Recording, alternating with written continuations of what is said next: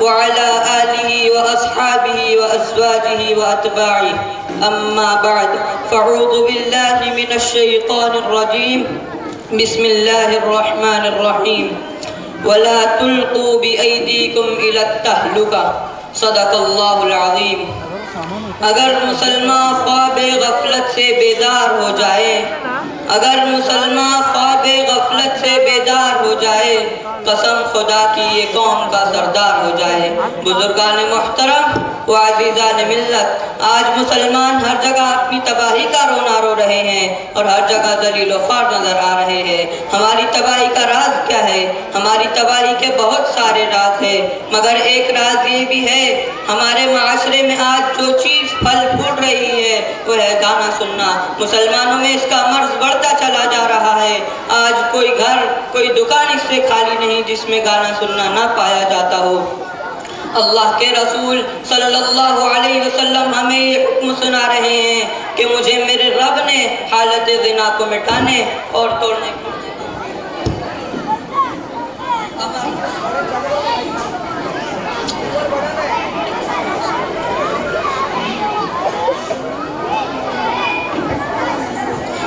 امرنی ربی اجقل زنا۔ آج ہماری تباہی کا بڑا راز اس پر مضمر ہے۔ آج غیر جانتے ہیں کہ مسلمانوں کو اسلام سے خارج تو نہیں کر سکتے، لیکن ان کو اس طرح کر دیا جائے کہ وہ اسلام پر چلنے والا نہ رہے، اس لیے وہ حالت اول اب کو خاص کر مسلمانوں میں پھیلانے کی کوشش کرتے ہیں تاکہ وہ عیش و عشرت میں پڑھ کر اسلام کی طرف راجع نہ ہو۔ اسلام کے پروانوں، اسلام میں گانا بجانا اور سننا سب حرام قرار دیا ہے۔ مسلمانوں کے لیے اس میں تباہی ہے، مگر آج کا مسلمان غیروں کی تہذیب کے پیچھے چلا جا رہا ہے اور اپنے آپ کو ہلاکت کی طرف ڈال رہا ہے۔ قرآن کہتا ہے وَلَا تُلْقُوا بِأَيْدِيكُمْ إِلَى التَّهْلُكَةِ۔ اسلام میں گانا وَلَا تُلْقُوا بِأَيْدِيكُمْ إِلَى التَّهْلُكَةِ، اسلام کے پروانوں پہلے صرف ریڈیو تھا، مگر آج اس سے بڑھ کر mobile T V C R آ گیا ہے جو معاشرے کی تباہی میں بڑا اثر رکھتا ہے۔ ہر گھر موبائل سے بھرا ہوا ہے۔ خدا نے تھوڑا مال دیا ہے تو سب سے پہلے اپنے گھر میں موبائل کو بسائے گا۔ خدا نے تجھے مال دیا ہے اور ضرورت سے زائد ہے تو غریبوں کی امداد کرو، اپنی ضرورت کی اشیاء خریدو، کیوں اس موبائل اور ٹی وی کو لے کر گھر اور معاشرے کو تباہ کر رہے ہو؟